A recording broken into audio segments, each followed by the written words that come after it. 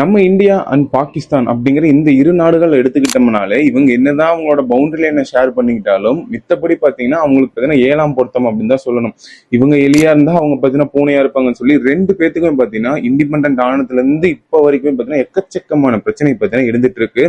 So இதுக்கு நடுவுல பாகிஸ்தானோட டிஃபென்ஸ் மினிஸ்டரான கவாஜா ஆசிஃப் அவர் ஒரு பிரைவேட் நியூஸ் மீடியாவுக்கு கொடுத்த ஒரு இன்டர்வியூல என்ன சொல்லியிருக்காருன்னா, இந்தியா இதே மாதிரி சிந்து நதியை மறுபடியும் பிளாக் பண்ணியே நீங்க வச்சிருந்தீங்க அப்படின்னா உங்க மேல பாத்தீங்கன்னா போர் தொடுக்கப்படும் அப்படின்னு சொல்லி இவ்வளவு பெரிய ஒரு மிரட்டலை பாத்தீங்கன்னா இந்தியாவுக்கு அகைன்ஸ்டா பாத்தீங்கன்னா அவ்வளவு பெரிய ஒரு மீடியாவுக்கு முன்னாடி அதுவும் அவ்வளவு பெரிய ஒரு டிஃபென்ஸ் மினிஸ்டர் வச்சிருக்கிறாரு. ஸோ இந்த வீடியோல இந்த சிந்து நதி அப்படிங்கிறது என்ன, இது எதனால பாத்தீங்கன்னா இந்தியாவுக்கும் பாகிஸ்தானுக்கும் ஒரு போர் மூலக்கூடிய ஒரு அளவுக்கு பாத்தீங்கன்னா மிகப்பெரிய பிரச்சனையா அப்படின்னு சொல்லி உங்களுக்கு இந்த வீடியோ நான் ஃபுல் டீட்டெயில் எக்ஸ்பிளைன் பண்ண போறேன். ஸ்டார்ட் பண்ணுவோமா? வணக்கம், நான் விக்னேஷ் அண்ட் வெல்கம் பேக்.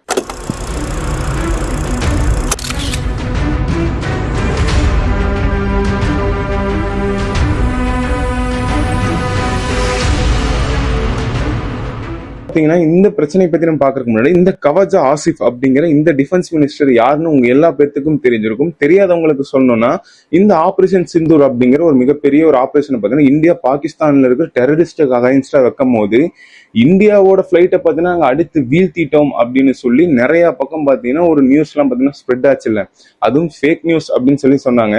அந்த ஃபேக் நியூஸை பரப்புனதுல ஒரு முக்கியமான ஆள் தான் பாத்தீங்கன்னா இந்த கவாஜா ஆசிஃப் அப்படிங்கிற ஒரு டிஃபென்ஸ் மினிஸ்டர். ஸோ இப்படிப்பட்ட ஒரு பெரிய மினிஸ்டர் என்ன சொல்லியிருக்காருன்னா, இந்த சிந்து நதி பத்தின எங்களுக்கு வர வேண்டிய தண்ணியை இந்தியா பத்தின இப்போதைக்கு தற்காலிகமா நிறுத்தி வச்சிருக்கிறாங்க. ஸோ இதன் ரிலேட்டடா எங்களுக்கு ஏதோ ஒரு அக்ரிகல்ச்சர் மூலியமாவோ இல்ல அது மட்டும் இல்லாம எங்க நேஷனுக்கு ஏதோ செக்யூரிட்டி இஷ்யூ வந்தால் நாங்க இந்தியா மேல பாத்தீங்கன்னா போர் தொடுப்போம் அப்படின்னு சொல்லி ஒரு மிகப்பெரிய ஒரு நியூஸ் சேனலுக்கு பாத்தீங்கன்னா பேட்டி கொடுத்திருந்திருக்காரு இந்த டிஃபென்ஸ் மினிஸ்டரான கவாஜா ஆசிஃப். ஸோ ஃபர்ஸ்ட் நம்ம இந்த இதை பத்தி நம்ம பார்க்கணும் முன்னாடி அடுத்து நம்ம ஃபர்ஸ்ட் செக்மெண்டா இந்த சிந்து நதி அப்படிங்கிறது என்ன அப்படின்னு சொல்லி நம்ம பார்த்தோம்னா உங்களுக்கு தெரியும். இந்த சிந்து நதி அப்படிங்கிற இந்த பிரச்சனையை நம்ம இப்போதான் அப்படின்னு கேட்டீங்கன்னா இப்பவே கிடையாது. இண்டிபெண்ட் ஆகி கிட்டத்தட்ட ஒரு 10 வருஷத்துக்கு அப்புறமே பாத்தீங்கன்னா இந்த பிரச்சனை பாத்தீங்கன்னா ஆரம்பிச்சிருச்சு இந்தியாவுக்கும் பாகிஸ்தானுக்கும். ஸோ என்னைக்கு இந்தியால இருந்து பாகிஸ்தான் தனியா பங்களாதேஷ் தனியா பிரிஞ்சதோ அப்ப இருந்து பாத்தீங்கன்னா இந்தியாவுக்கும் பாகிஸ்தானுக்கும் ஆக மாட்டேங்குது. ஸோ அப்படிப்பட்ட இந்த சிந்து நதி பாத்தீங்கன்னா கிட்டத்தட்ட எவ்வளவு லென்த்னு சொல்லி பாத்தீங்கன்னா கிட்டத்தட்ட 3200 கிலோமீட்டர் லென்த் அப்படின்னு சொல்லப்படுது. இது எங்கிருந்து ஆரிஜின் ஆகுது அப்படின்னு சொல்லி பாத்தீங்கன்னா காஷ்மீர் கிட்ட இருக்கிற லடாக் அப்படிங்கிற ஒரு இடத்துலதான் பாத்தீங்கன்னா இந்த இண்டஸ் டெல்டா அப்படிங்கிற ஒரு இடத்துல இருந்து பாகிஸ்தான்ல இருக்கக்கூடிய கராச்சி அப்படிங்கிற ஒரு போர்ட் முடியும் போய் அங்க இருக்கிற சீல பாத்தீங்கன்னா கலக்குது. சோ இவ்வளவு பெரிய ஒரு மேசிவான நதி பாத்தீங்கன்னா அங்க இருந்து வருது. சோ இவ்வளவு பெரிய நதியில நம்ம பாத்தீங்கன்னா ஆல்ரெடி பாத்தீங்கன்னா நம்ம நிறைய தண்ணி எடுத்து பாத்தீங்கன்னா யூஸ் பண்ணிட்டு இருந்தோம். சோ இதுக்கிடையில பாகிஸ்தான் என்ன சொல்லிட்டாங்கன்னா எல்லா தண்ணியும் இந்தியாவை எடுத்து பயன்படுத்துறாங்க, எங்களுக்கு தண்ணியே கிடைக்கிறது இல்லை அப்படின்னு சொல்லி ஒரு பிரச்சனை பண்ண ஆரம்பிச்சிட்டாங்க. எப்போ 1916ல. அப்போ இந்தியாவையும் பாகிஸ்தானையும் உட்கார வச்சு வேர்ல்டு பேங்க் என்ன பண்ணிட்டாங்கன்னு பாத்தீங்கன்னா ஒரு ட்ரீட்டி மாதிரி சைன் பண்ணிட்டாங்க. இந்தியாவுக்கும் பாகிஸ்தானுக்கும் கிட்டத்தட்ட இதுல இருந்து வர்ற ஒரு 6 ரிவர்ஸ் இருக்கு. அதுல 3 ரிவர் இந்தியாவுக்கும் 3 ரிவர் பாத்தீங்கன்னா பாகிஸ்தானுக்கும் பாத்தீங்கன்னா பிரிச்சு கொடுக்கப்பட்டது. அந்த 3 ரிவர் என்னன்னு சொல்லி பாத்தீங்கன்னா ஃபர்ஸ்ட் இந்தியாவுக்கு கொடுக்கப்பட்ட 3 ரிவர் என்னன்னு சொல்லி பாத்தீங்கன்னா சட்லஜ், பியாஸ், ரவி அப்படிங்கிற இந்த ஒரு 3 ரிவர் கொடுத்தாங்க. பாகிஸ்தான் கொடுத்த 3 ரிவர்ல மெயினான ஒரு ரிவர் தான் இந்த சிந்து அப்படிங்கிற ஒரு ரிவர். சோ அதையொட்டி ஜீலம், சனாப் அப்படிங்கிற இந்த ஒரு 2 ரிவரையும் பாத்தீங்கன்னா சேர்த்தி கொடுத்தாங்க. சோ இதுல இருந்து கிட்டத்தட்ட ஒரு 100% தண்ணி வருதுன்னு நீங்க வச்சுக்கோங்க. இதுல இருக்கிற இந்த 6 ரிவர்ல இருந்து கிட்டத்தட்ட 80% தண்ணி இப்போ வரைக்கும், அதாவது இந்த ட்ரீட்டிய பாஸ் பண்றதுக்கு முன்னாடி வரைக்குமே பாத்தீங்கன்னா இந்த தண்ணி பாகிஸ்தானுக்கு தான் போயிட்டு இருந்திருக்குது. இதுல இருந்து பாத்தீங்கன்னா 20% தான் நம்ம பாத்தீங்கன்னா எடுத்துட்டு இருந்தோம். சோ இப்படிப்பட்ட 80% தண்ணி பாகிஸ்தான்ல தான் இந்த சிந்து நதி வழியா போயிட்டு இருந்தது. ஓகேடா, ரைட்டு, ஒரு நதினால ஒரு போரே வருமா அப்படின்னு கேட்டீங்கன்னா எஸ், கன்ஃபார்ம் வர்றதுக்கு வாய்ப்பு இருக்கு.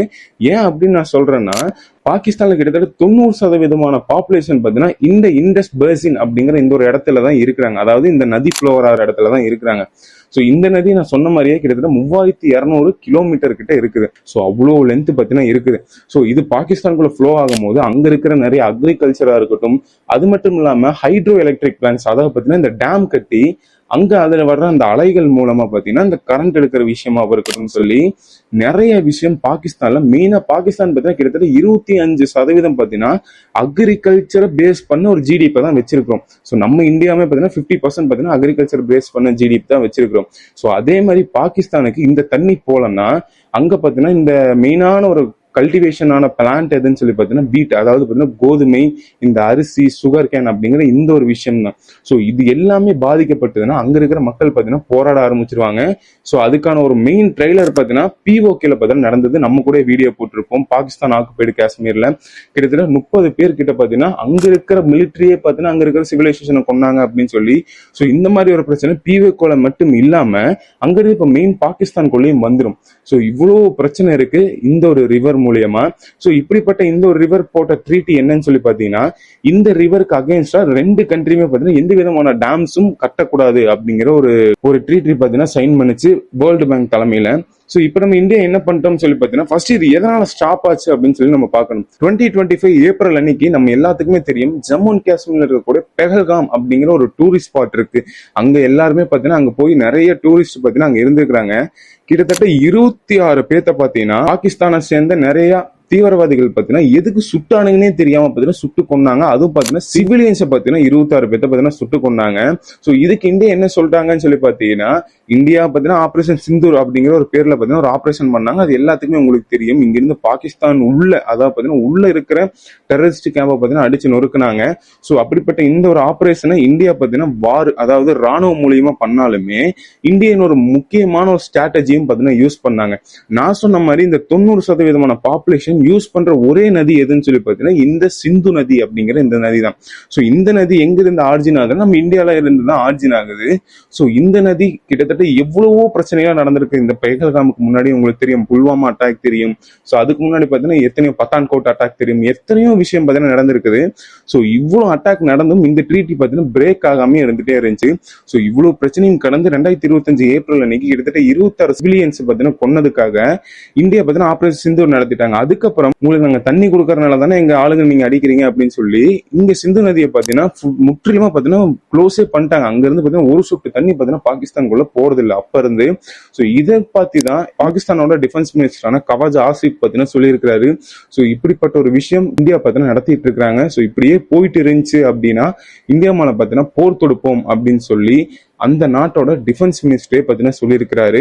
ஸோ இப்போ இந்தியா என்ன பண்றாங்க அப்படின்னு சொல்லி பார்த்தீங்கன்னா, இதை பிளாக் பண்ணது மட்டும் இல்லாம அங்கேயே பார்த்தீங்கன்னா நிறைய டேம்ஸ் எல்லாம் பார்த்தீங்கன்னா கட்டுறதா பார்த்தீங்கன்னா நம்ம இந்தியாவோட வாட்டர் ரிசோர்ஸ் மினிஸ்டரான பட்டேல் அப்படிங்கிறவரு பார்த்தீங்கன்னா சொல்லியிருக்கிறாரு. இது பார்த்தீங்கன்னா ஒரு அபிஷியல் அப்படின்னு சொல்ல முடியாது. இது பார்த்தீங்கன்னா ஒரு அவரா பார்த்தீங்கன்னா சொல்றாரு, நாங்க நினைச்சா பாகிஸ்தானுக்கு பார்த்தீங்கன்னா ஒரு சொட்டு தண்ணி கூட எங்களால கொடுக்க முடியாம இருக்கும்.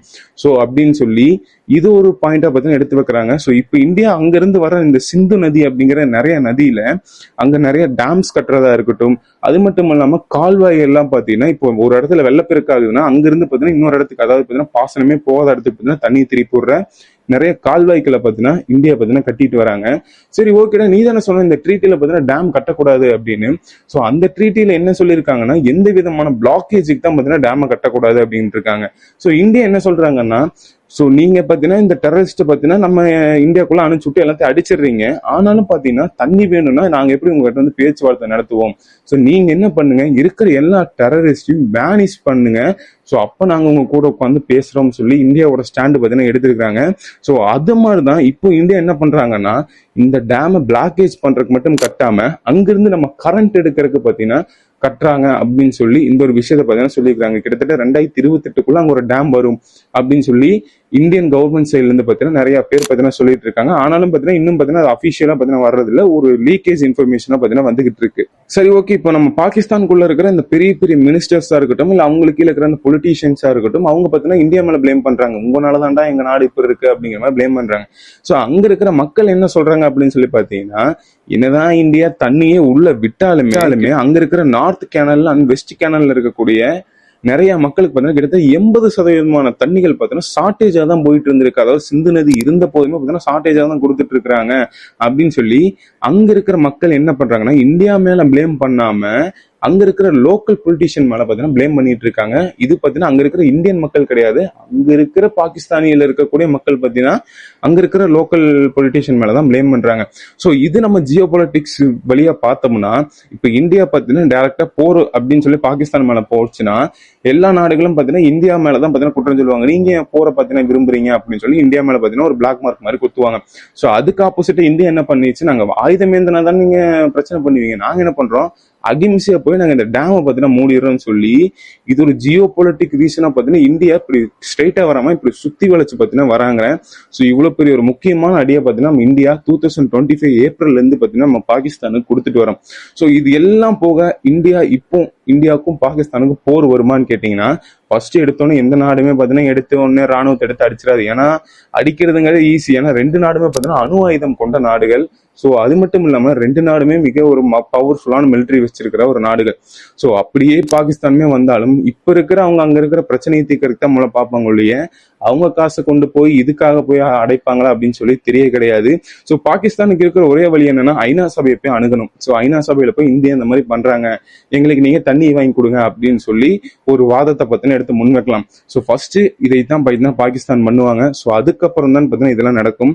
ஸோ இப்போ ஏன் இவ்வளோ ஒரு டென்ஷனான ஒரு இடம்னு சொல்லி பார்த்தீங்கன்னா, இப்போ இந்தியாவுக்கு முன்னாடி ஒரு ஃபியூ டேஸ்க்கு முன்னாடி பார்த்தீங்கன்னா இந்தியாவோட ஜெனரல் அப்படிங்கிற மிலிட்டரி ஜெனரல் என்ன சொல்லியிருந்தாருன்னா, பாகிஸ்தானோட ஆபரேஷன் சிந்தூர் பார்த்தீங்கன்னா முடியல, நாங்க பார்த்தீங்கன்னா ஸ்டாப் பண்ணி வச்சிருக்கிறோம், இது எப்பவா இருந்தாலும் நீடிக்க கூடும் அப்படின்னு சொல்லி ஒரு விஷயத்த பார்த்தீங்கன்னா சொல்லியிருந்தாரு.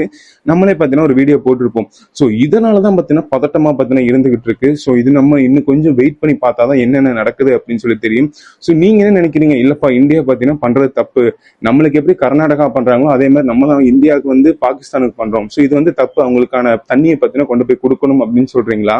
இல்ல பாகிஸ்தான் நம்ம மேல இந்தியா மேல இருக்கிற டெரரிஸ்ட நிறைய பேர் ஏவி விடுறாங்க, சோ அது பாத்தீங்கன்னா தப்பு, அதை அவங்க நிறுத்தினா நம்ம தண்ணி குடிக்கலாம் அப்படின்னு சொல்லி நீங்களே நினைக்கிறீங்க? நீங்க எந்த ஸ்டாண்ட் எடுக்கிறீங்கன்னு சொல்லி மறக்காம கீழே கமெண்ட் பண்ணுங்க. சோ நான் அடுத்து இதே மாதிரி நல்ல வீடியோ உங்களை சந்திக்கிறேன். Until then, bye from Vignesh. Bye.